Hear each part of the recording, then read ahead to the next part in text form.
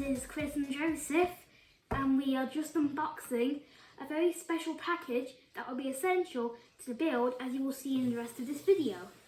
So then, we'll open it up and we'll slide it out and see what it is. Okay, you got it? You hold it.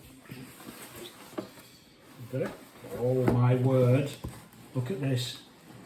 Oh dude. It's a VIC 20, but not any VIC 20, an empty VIC 20 case for a mini PC, mini ITX compatible. It says it on the box behind, right here. Nice. Nice packaging. Love the packaging. Now we are going to open the entire case, the case itself, so we can see what challenges we might have to face and how easy it might be. So it seems that, unlike Commodore, they've actually moved all the screws from underneath the little pads. It's amazing. Yeah, some tie wraps and some nice mounts as well. That'll be for cable management, I'm sure. So I think this is absolutely splendid. What a lovely piece of kit. Truly amazing. It is truly amazing, Joe. Yeah. And there you go. There's a, what's that there? Oh, that's for power. Is it a power supply or a power mount? There's a power mount, actually. I think that replaces that, doesn't it, if you want it to? Oh, yeah. Like extra ventilation, if needed. Yeah. So, this bit here is the Pico PSU power supply unit. We've got this grill there, which is quite nice. It came with the kit. And we decided to put this on now and then just tuck this out of the way so we can't affect what we're doing on the circuit board. Right, we're coming to the quite interesting part of the build now. So this is the plate that goes at the back of the motherboard, nice and very shiny. I think this is the bit that explaining computers commonly refers to as a swine. But anyway, so let's have a look. It's nice. It's just a plate with like nice mouse symbols and that, you know. But this goes at the back anyway. It fits into this slot here, I do believe. So it goes down there and sits in there, and I think that's about it. That was painless. So now Dad is about to fit 16 gigabytes of RAM to the J5040 ITX motherboard. And he has an anti-static wristband fitted to avoid any static coming from the carpet to you to the motherboard, frying it before we can even boot it up. So he's about to fit it into the RAM slots. I am indeed. Thanks for that, Joe. So we pull these clips back, thus, and as we push the RAM down, it can only go in one way, so there's no point in trying to force it the other. So we just very gently push the RAM down, and as we push it down, as it says that, through the line through his teeth, oh, it did indeed, it clickety-clicked, and these two things have clicked in. Marvellous. So let's get the other one. Again, checking the orientation. The orientation is good. Push these clips out, the outer side ones, and we'll put them in here. Again, and just very gently click, click. Everything's nice, and here we go. We progress with the build. Still got my anti-static strip on. What we have done, we're going to try it and see if it works, but we found a very nice little chip. Well, it plugged into the M.2 Wi-Fi slot. So we're hoping that with these very aerials, they're not going to stick out the back because we didn't want that, but we're going to find a way of putting them somewhere in the case, and we're going to use a special tape to tape them down in the hope that it will give us Wi-Fi. It might not work, but we thought we'd have a go. But absolutely, how fiddly getting them aerials on there. Absolutely ridiculous. Anyway, we'll come back to you in a minute. We're going to put this into the thing. We've got our RAM installed. We've got that. Everything else seems in good order. So yeah, we're going to move on. What do you reckon, Joe? I think it'll be fine. You were able to do that, so you're able to do anything on this build. Oh, I don't know. I'm using your guidance, but hardware side. Yeah. Anyway, right. So thank you. So then, we're plowing through the rest of this build. The motherboard is successfully in, and so is the little point at the back. At the moment, Dad is just screwing in that. Is just re-screwing in the the little power area where the power cable is situated. He's got the wires that connect to the mains underneath there for a bit of extra stability and power cable management. So there you go. So that's obviously the power installed to go to the Pico power supply unit. And if you look there, you can see the actual power supply unit. Not everything is plugged in at the moment, but it looks like this thing's going to go great. Going back onto Joe. So Joe, we're now going to install a slimline connector to connect the SATA SSD to the motherboard. Over to you, mate. So the entire thing is that hard drives need data output and power input. So data input and output. So yeah, here's the lead. It has this thing which connects into this lead coming from the Pico PSU.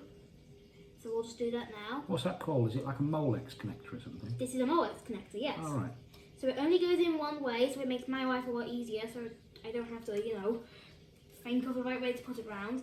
And then this, I do believe, goes this way round and just plugs in nice and snug into here. There you go. Oh wow, that's very neat, Joe. Well done. And then this goes into one of these. Which one was it again, Dad? That one there. So what we could do is, I believe, it's that one. It could go just straight into that one there, Joe. I do believe it's that one as So we well. can just angle that down. Yeah. And then schmuck, it just pops in. Just clicks into place. Happy days. So here we go. So we're going to take it from the power supply. What we've done with the M2 card, we've bought some special fabric tape and we've taped down the antennas there and there in the hope that when we power up that this it's an AX200 M.2 Wi-Fi card. Wires go around here. We put a clip in there just to hold that down. There's the black plug, it's a bit out of the way, so that's all right. We put another clip on there just to hold the cables down. That's the connector to the thing. And Joe's just going to do some tidying up now. So if you just snip those off for us, Joe.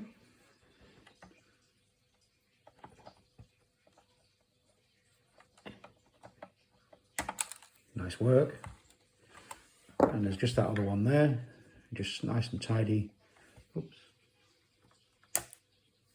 Yeah, good work. You've done a good job there, Joe. So there you go. So we're nearly ready for our keyboard now. So that's in. Is it sat down nicely? So make sure it is. Yeah, that's in. Okay. Yeah, really happy. Excellent. What do you think, Joe? It looks great, and I'm quite happy with how tidy the cables have turned out.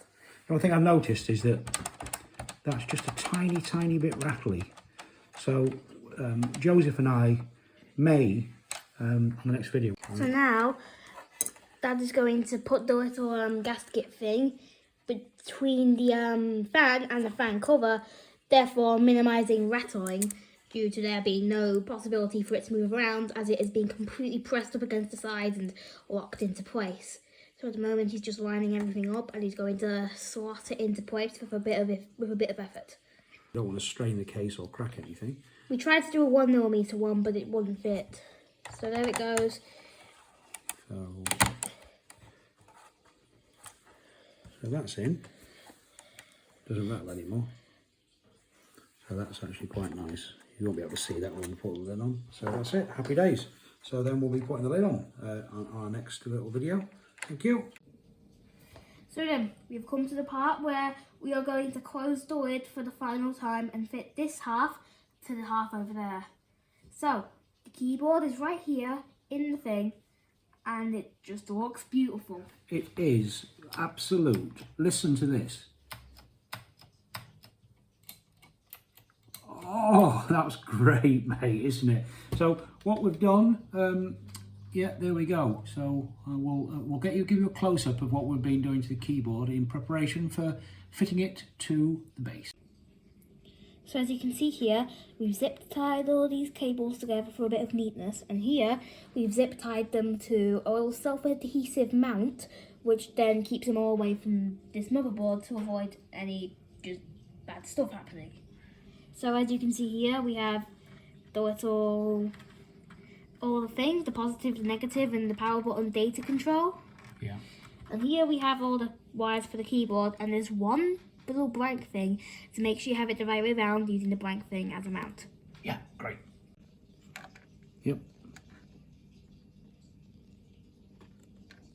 So there's a header here, and it's no pin there. So if we plug this in to that first one there, I do believe that's correct. So, Yep. Then we take the negative, which is there next to it. It's difficult, isn't it, Joe, because we can't really get a good shot of this, but anyway, then we'll take the power switch, which I believe goes on there, just to make doubly sure I've actually got the thing on. Yeah, that looks all good to me, Joe. hello, it's Joseph, and now we are going to install the Ubuntu 20.04.2 LTS, the installer for that OS, onto this USB stick. We have already installed it just to save time, so here it is up here. So first off, we go to Flash from File, go to Desktop, there it is. So it's now here. Then we put this into the computer, and it's popped up. So now we select the target, and then we can flash it onto it, which will unpack the ISO image and put it onto it as an OS. So we can flash now.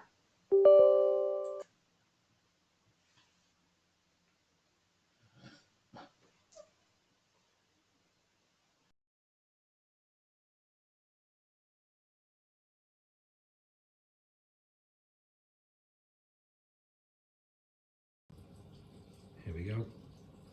Joseph's press power. Oh. That's rock. Speaker's just jumped. Oh my word. Setting up the audio.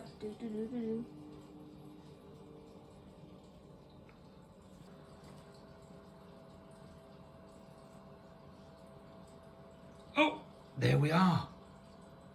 Oh, wow. Wow. Look at that keyboard. Press caps lock, Joe. Man, that's brilliant. Look at that. That is just a thing of beauty.